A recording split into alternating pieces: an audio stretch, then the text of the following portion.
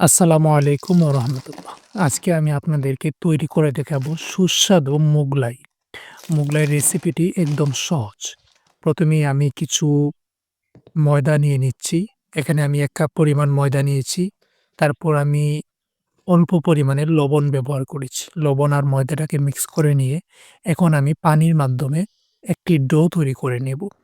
পানিটি আমি অল্প, অল্প করে দিয়েছি এবং ২-৩ বারে দিয়ে আইডিয়া করে একদম শক্তও নয়, নরমও নয়, এই আন্দাজে একটি ডো তৈরি করে নিয়েছি।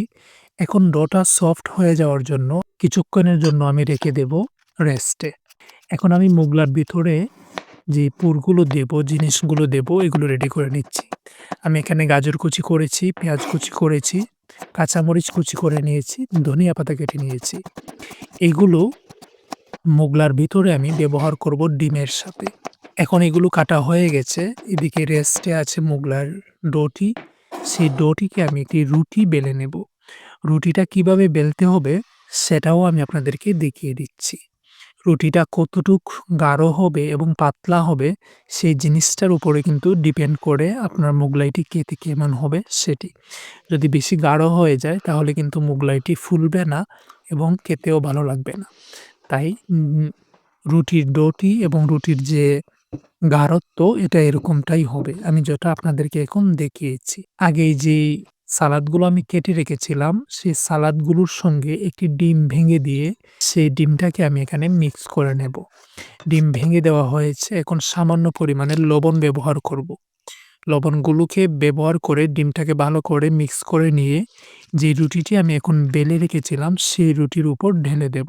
একটি ডিম দিয়ে একটি মোগলাই পরোটা তৈরি করব। আপনারা চাইলে একটি ডিম দিয়ে ২ টি মোগলাইও তৈরি করতে পারেন। তবে আমি ডিমটা এখানে বেশি দিয়ে আপনাদেরকে দেখাচ্ছি। আপনারা চাইলে আরো অল্প দিলেও কোনো সমস্যা নেই।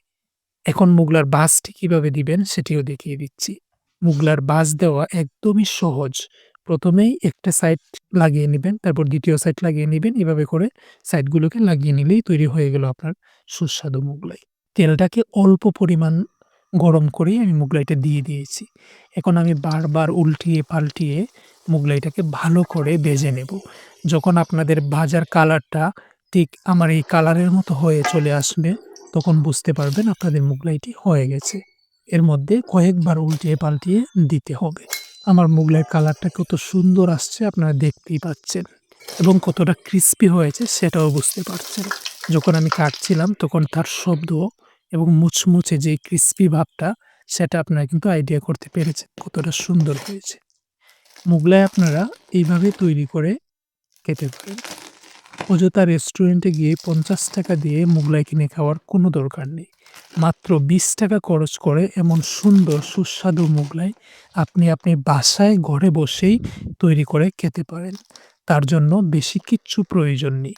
জাস্ট একটি ডিম, ১ কাপ ময়দা আর সামান্য একটু পেঁয়াজ কুচি, কাঁচামরিচ, ধনিয়া পাতা।